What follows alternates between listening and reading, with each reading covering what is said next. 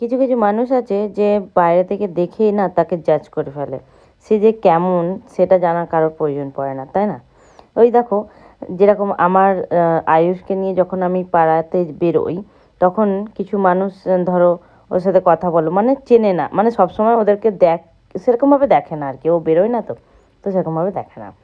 তো ওর সাথে যখন ওরা কথা বলে কিংবা হয়তো কিছু বলে, সে আমার ছেলে না হাসেও না কিংবা কোনো রিয়াকশান করে না, ঠিক আছে? সে যদি চেনা হতো তার সাথে সেটা রিয়াকশানও করতো।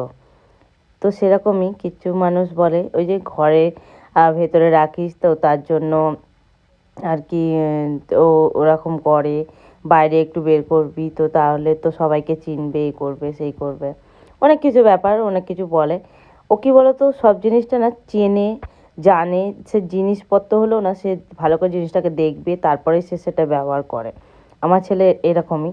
কিন্তু ওই যে কেউ চামড়ার মুখ, বলার কথা তো বলে দিই, সে কীরকম কি না সেটা জানার কোনো প্রয়োজন নেই, এরকমই একটা ব্যাপার। তো যাই হোক, তো আজকে একটু মেলা গেছিলাম, যা শীত পড়েছে, তার মেলা থেকে হয়ে একটু রেস্টুরেন্টে গেছিলাম, ওই ক্যাফে বলতে পারো, কদমতলায় নতুন হয়েছে, তো ওখানেই গেছিলাম একটু।